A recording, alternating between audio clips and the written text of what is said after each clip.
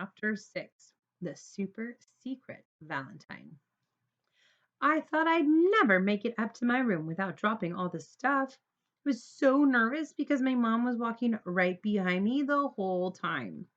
When we reached the top of the stairs, she said, "Here, honey, at least let me help you open your door." I wasn't going to argue with her about that, since I didn't really have a free hand, but then she followed me into my room. "Thanks, Mom. I can do the rest myself. You can go now," I said over my shoulder. "How about if I just separate it for you?" she said, reaching for the pile one more time. "That will make it easier for you to put away." I was starting to think I was going to get caught when the doorbell rang. "Oh, that must be Susie. Kimberly's mom was going to drop her off. I'll be back," my mom said as she ran out of my bedroom and down the stairs. Lucky break. I set the pile down on my bed and closed my bedroom door. I didn't want anyone to see what I was doing. My mom would kill me for having art supplies in my room, and Susie would tease me about having a girlfriend. This had to be super secret. I pulled the scissors, glue, paper, markers, stickers, and stamps out of the pile. Good thing that my shirts were clean. First, I put all the clothes away. Then I sat on the floor to get to work. This Valentine had to be extra special. I didn't want it to look like all the other Valentines. Since Jessie was really into sports, I decided to make her a Valentine in the shape of a basketball. I drew a big round circle and cut it out. Then I drew the lines on it to make it look like a real basketball. Next, I cut out a heart to glue on top, but it came out crooked. So I cut another and another. Each one I crumpled up and threw on the floor. I wanted this Valentine for Jessie to be perfect. I couldn't put a crooked heart on it. I was getting really frustrated. All of a sudden, there was a knock on my door and the handle started to turn. My heart skipped a beat. I ran over to the door and leaned against it. I did not want anyone opening it. "Open up, poop head!" Susie screamed. "Go away! I'm busy." "I'm not going away until you give me my pencil. I have to do my homework and I can't find my new pencil with the hearts on it. I know you have it." "I do not!" I yelled. "Yes, you do. Why would I have a pencil with hearts on it? Just use another one. You have a gazillion pencils in your desk." "I have to have the heart one. If you're not going to look for it, then I will," she said. And she pushed on the door so hard that it flew open and I fell right on my bottom. "Get out!" I yelled, scrambling to my feet. But it was too late. Susie saw everything. "Oh my gosh," she said, her eyes getting bigger as she looked around the room. "You are in such big trouble. Just wait till Mom sees this."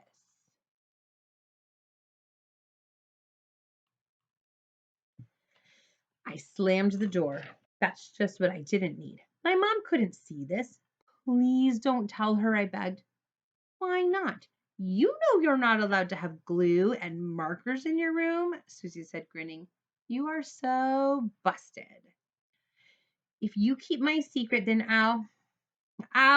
you'll what? It better be good." "I'll give you all my conversation hearts." "And every one of your chocolate kisses," Susie added. "All of my chocolate kisses, but those are my favorites." "Do we have a deal?" Susie asked, holding up her pinky for a pinky swear. "How about just some of my chocolate kisses?" "It's all or nothing." "Is it a deal or not?" Susie asked. She was getting a little impatient. "Deal," I said as we locked pinkies. "Good. Now you can leave." "Not so fast. I still don't have my heart pencil," Susie said, "and you still haven't told me what you're doing."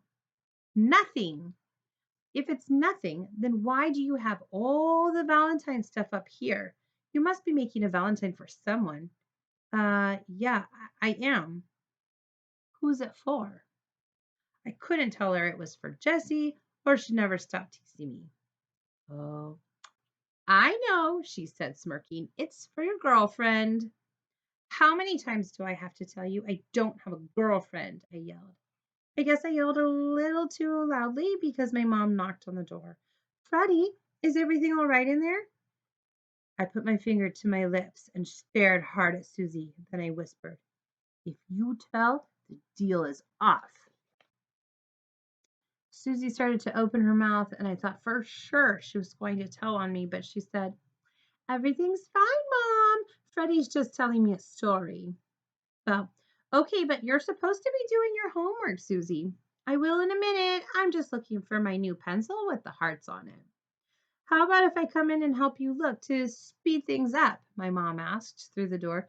No, no, that's okay. We can find it, we both answered together.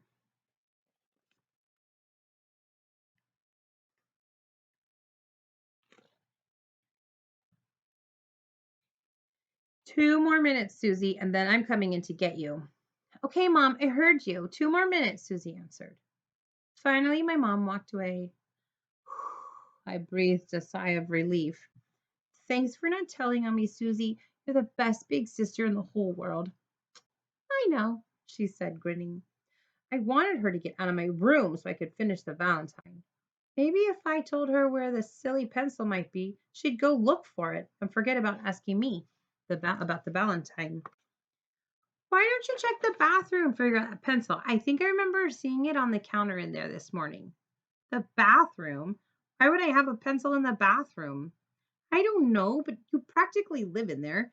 Maybe you took it in there with you because you were planning on taking it to school and you didn't want to forget it. Are you sure? She asked. Why don't you just go check? I said, shoving her out the door. It better be there, she called as she headed toward the bathroom. I shut the door and looked at the mess in my room. It was only a matter of time before my mom came knocking again. I had to finish the Valentine and get the mess cleaned up before she came back. I would hide the supplies under my bed until I could figure out a way of getting them back downstairs. I sighed a big sigh. Making a super secret Valentine was hard work, but it was worth it. I couldn't wait to see the look on Jessie's face when I gave it to her on Friday.